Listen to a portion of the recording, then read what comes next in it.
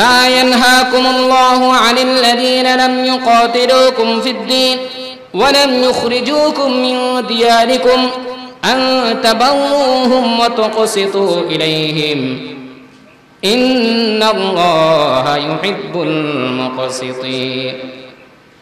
আল্লাহ রাব্বুল আলামিন বলেন, আমি তোমাদেরকে বারণ করছি না, তাদের সাথে বন্ধুত্ব করতে আমি নিষেধ করিনি।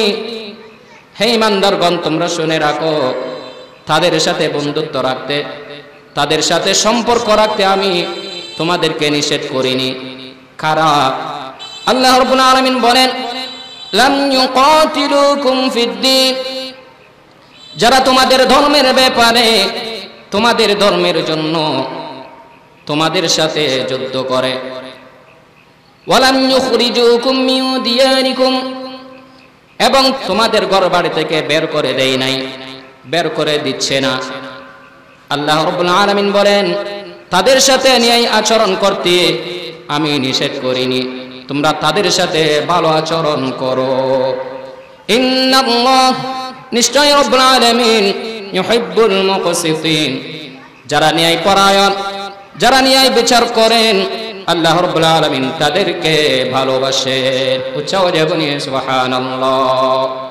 যারা জিহাদকে হারব মনে করছে, কাফের মুশরিক, তারাই তো মনে করে, যারা যুদ্ধকে জিহাদ করাকে হারব মনে করে, আল্লাহ রাব্বুল আলামিন তাদের সম্পর্কে জানিয়েছেন যে তোমরা মনে করো এটা তোমাদের বিরুদ্ধে অন্যায়ভাবে তোমাদের উপর ঝাঁপিয়ে পড়ছে মুসলমানরা, সেটা নয়।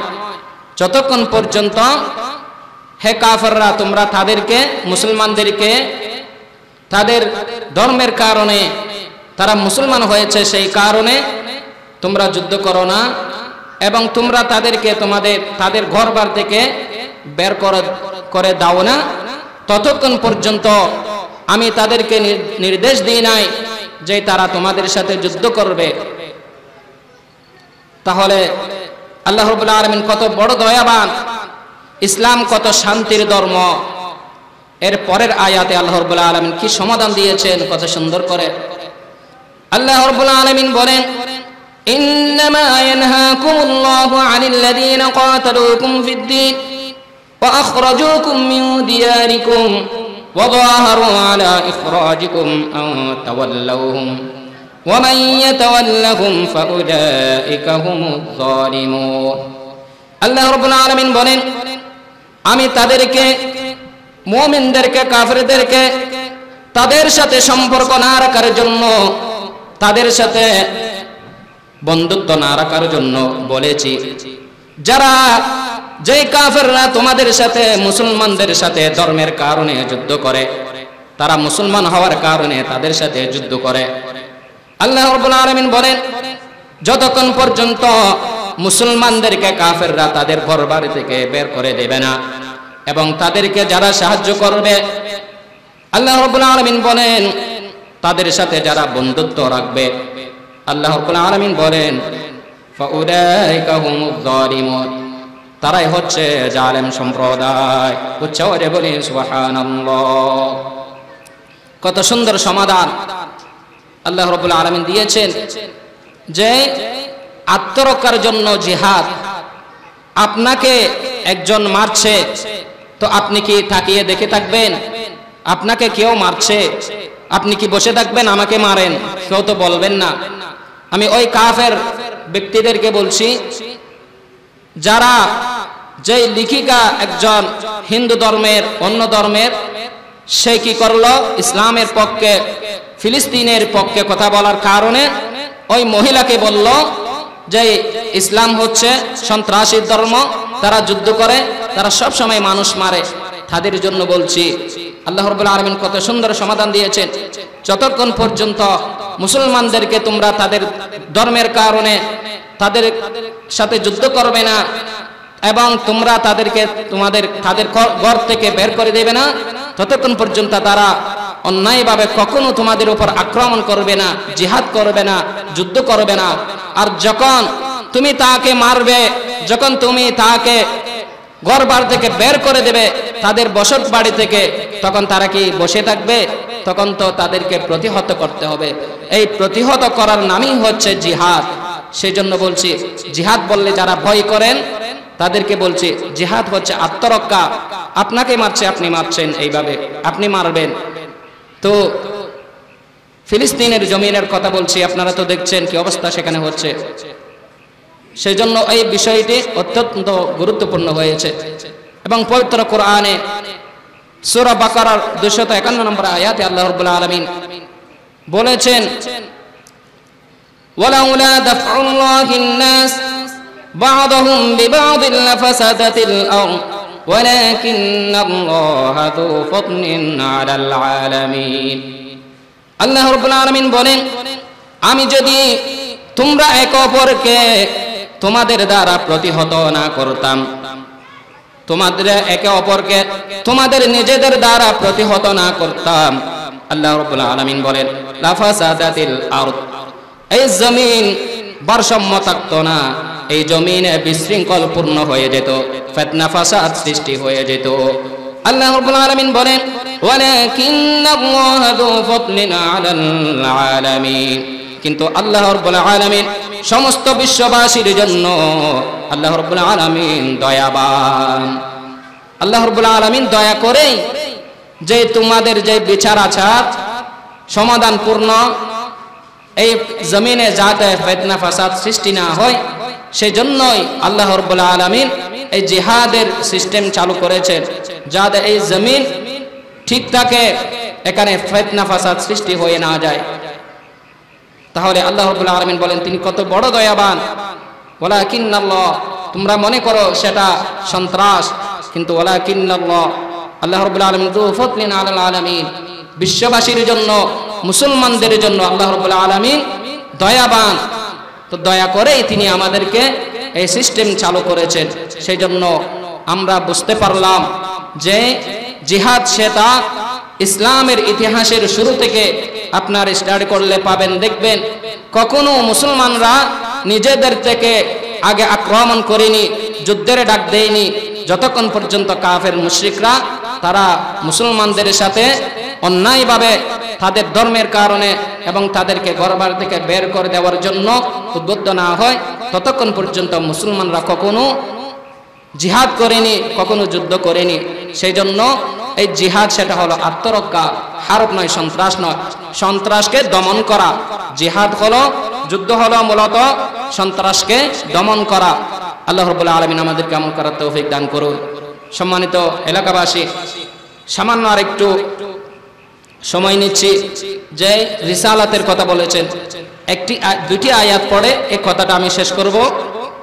বিজ্ঞ উলামা ইকরাম এটা আলোচনা করবেন এবং আপনারা শুনবেন। তো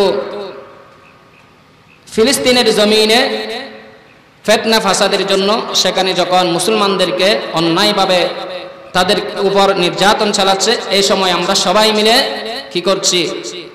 আমরা সবাই বিক্ষোভ মিছিল করছি এবং তাদের জান বাঁচানোর জন্য যারা বিধর্মী ইহুদি নাসারা তারা যাতে মুসলমানদের উপর গ্রাস না করে, তাদের জমিন, তাদের ভূখণ্ড, তাদের স্বাধীনতা সার্বভৌম যেন রক্ষা হয়, আমরা সেই আওয়াজ তুলে তাদের বিরুদ্ধে, ইসরায়েলের বিরুদ্ধে কথা বলছি। তো এই সময় আমরা সবাই মিলে এটা করছি, কিন্তু এটা করার সময় আমরা সবাই আল্লাহর ধ্বনি দিই, তাকবীর বলি, নারায়ে তাকবীর, এবং সাথে সাথে অনেকে নারায়ে ইরসালাত দেন না, অনেকে দেন। তো প্রশ্ন করেছেন, জিজ্ঞেস করেছেন অনেকে দেন না কেন? না দিলে সেটা কেমন হবে, কাদের সাথে মিলবে, আর দিলে সেটা কি হবে? সেই কথাটা, আলোচনাটা আমি একদম সংক্ষেপে শেষ করব। পবিত্র কোরআনের সূরাতুন নিসা 151 নম্বর আয়াত, 50 নম্বর আয়াত থেকে 3টি আয়াত আল্লাহ রাব্বুল আলামিন, আমি অনুবাদটুকু বলবো, আপনারা বুঝতে পারবেন। আল্লাহ রাব্বুল আলামিন বলেন, ওয়া ইউরিদুনা আন ইউফাররিকু বাইনাল্লাহি ওয়া রাসূলিহি ওয়া ইয়াকুলুনা নু'মিনু বিবা'দিন ওয়া নাকফুরু বিবা'দ ওয়া ইউরিদুনা আন ইয়াত্তাখিযু বাইনা যালিকা সাবিলা উলাইকা হুমুল কাফিরুনা হাক্কান ওয়া আ'তাদনা লিল কাফিরিনা আযাবাম মুহিনা والذين آمنوا بالله ورسله ولم يفرقوا بين أحد منهم أولئك سوف يؤتيهم أجورهم ওয়া কানাল্লাহু গফুরুর রহিমা। উচ্চ আওয়াজে বলি সুবহানাল্লাহ। আল্লাহ রাব্বুল আলামিন বলেন, যারা চায়, ভালো করে শুনুন, একটু মনোযোগ সহকারে শুনুন। আল্লাহ রাব্বুল আলামিন বলেন, ওয়া ইউরিদুনা আন ইউফাররিকু বাইনাল্লাহি ওয়া রাসূলিহি, যারা চায় আল্লাহ এবং তার রাসূলকে পার্থক্য করতে, আল্লাহ একজন, রাসূল একজন, তাদের মাঝখানে আর কেউ নেই। আল্লাহর তাকবীর হবে, রাসূলের তাকবীর হবে না। যেখানে আল্লাহর নাম নেওয়া হবে সেখানে রাসূলের নাম থাকবে না, যারা এরকম মনে করে। আল্লাহ রাব্বুল আলামিন বলেন, ওয়া ইউরিদুনা আন ইউফাররিকু বাইনাল্লাহি ওয়া রাসূলিহি ওয়া ইয়াকুলুনা নুমিনু বিবা'দ ওয়া নাকফুরু বিবা'দ, তারা বলে আমরা কিছু অংশের উপর বিশ্বাস ঈমান এনেছি আর কিছু অংশের উপর আমরা ঈমান আনি নাই। এরপর বলা হলো, ওয়া ইউরিদুনা আন ইয়াত্তাখিযু বাইনা যালিকা সাবিলা, তারা চায় ভিন্ন একটি পথ যেটা ইসলামের পথ নয়। আল্লাহ রাব্বুল আলামিন বলেন, তারা চায় ভিন্ন একটি পথ অবলম্বন করতে। তাদের সম্পর্কে আল্লাহ রাব্বুল আলামিন বলেন, উলাইকা হুমুল কাফিরুনা হাক্কা, তারা হচ্ছে সত্যি সত্যি কাফের। এই পরের আয়াতে আল্লাহ রাব্বুল আলামিন ঈমানদারদের ঈমান কেমন সেটা বলেছেন, ওয়াল্লাযীনা আমানু বিল্লাহি ওয়া রাসূলিহি ওয়া লাম ইউফাররিকু বাইনা আহাদিন মিনহুম, যারা চায় আল্লাহ এবং তার রাসূলকে পার্থক্য না করতে, আল্লাহ এবং তার রাসূল থেকে একজনকে অপর থেকে পার্থক্য সৃষ্টি না করতে, তারা হচ্ছে ঈমানদার। যারা আল্লাহ এবং তার রাসূলকে পার্থক্য করে না, যে আল্লাহর নাম যেখানে হবে সেখানে রাসূলের নাম হবে না, এরকম যারা করে না, আল্লাহ রাব্বুল আলামিন বলেন, লাম ইউফাররিকু বাইনা আহাদিন মিনহুম, তাদের ব্যাপারে বলেন, উলাইকা সাউফা ইউতিহিম উজুরাহুম, আল্লাহ রাব্বুল আলামিন তাদেরকে উত্তম প্রতিদান দান করবেন। ওয়া কানাল্লাহু গফুরুর রহিমা, আল্লাহ রাব্বুল আলামিন তাদের উপর গফুর, ক্ষমাশীল, রহিমা, দয়াবান। উচ্চ আওয়াজে বলেন সুবহানাল্লাহ। কত সুন্দর কথা, স্পষ্ট কথা আল্লাহ রাব্বুল আলামিন জানিয়ে দিয়েছেন। যারা চায় আল্লাহকে তার রাসূল থেকে পার্থক্য করতে, আল্লাহর নাম যেখানে থাকবে রাসূলের নাম থাকবে না, নারে তাকবীর বলবো, রিসালাতের দরকার নাই, এইভাবে যারা বলে তাদেরকে আল্লাহ রাব্বুল আলামিন বলেন, উলাইকা হুমুল কাফিরুনা হাক্কা। এরপর ঈমানদারদের আচরণের কথা তিনি বলেন, ওয়ালাম ইউফাররিকু বাইনা আহাদিন মিনহুম ওয়াল্লাযীনা আমানু বিল্লাহি ওয়া রাসূলিহি, তারা ঈমানদার যারা আল্লাহ এবং তার রাসূলকে পার্থক্য করে না ঈমান আনার ক্ষেত্রে, যে আল্লাহর নাম যেখানে হবে সেখানে রাসূলের নাম হবে না, এরকম পার্থক্য যারা করে না, আল্লাহ রাব্বুল আলামিন বলেন তাদেরকে আমি উত্তম প্রতিদান দেব এবং তাদের জন্য আমি গফুর এবং রহিম, আমি তাদের জন্য ক্ষমাশীল এবং তাদের জন্য আমি দয়াবান। এবং কাফেরদের জন্য বলেছেন, উলাইকা হুমুল কাফিরুনা হাক্কা ওয়া আ'তাদনা লিল কাফিরিনা আযাবাম মুহিনা, তাদের জন্য আযাব, জাহান্নামের শাস্তি আমি নির্ধারণ করে রেখেছি। উচ্চ আওয়াজে বলি নাউযুবিল্লাহ। এই আয়াত থেকে সূরাতুন নিসায়ের 150 থেকে 3টি আয়াত 51-52 স্পষ্ট হয়ে গেছে। এবং এই আয়াতের আরেকটি প্রাসঙ্গিক আয়াত হলো সূরাতুল মুনাফিকুন। এখানে আয়াতে আল্লাহ রাব্বুল আলামিন বলেন, ওয়ালিল্লাহিল ইজ্জাতু ওয়া লিরাসূলিহি ওয়া লিল মুমিনিন, ইজ্জত সম্মান আল্লাহর জন্য, ওয়া লিরাসূলিহি ইজ্জত হলো আল্লাহর হাবিব সাল্লাল্লাহু আলাইহি সাল্লামের জন্য, রাসূলের জন্য, ওয়া লিল মুমিনিন এবং সমস্ত মুমিনের জন্য। সবাই বলি সুবহানাল্লাহ। সূরাতুল মুনাফিকুন, এই মুনাফিকদের সম্পর্কে এই আয়াত বলেছেন। যারা মনে করেন এই আয়াতে বলেছেন সূরাতুন নিসাতে যারা পার্থক্য করতে চায়, তো এখানে দেখুন আল্লাহ রাব্বুল আলামিন বলেন, ওয়ালিল্লাহিল ইজ্জাতু, আল্লাহর জন্য ইজ্জত, নারে তাকবীর সেটা আল্লাহর জন্য, ওয়া লিরাসূলিহি সেটা রাসূলের জন্য, নারে রিসালাত।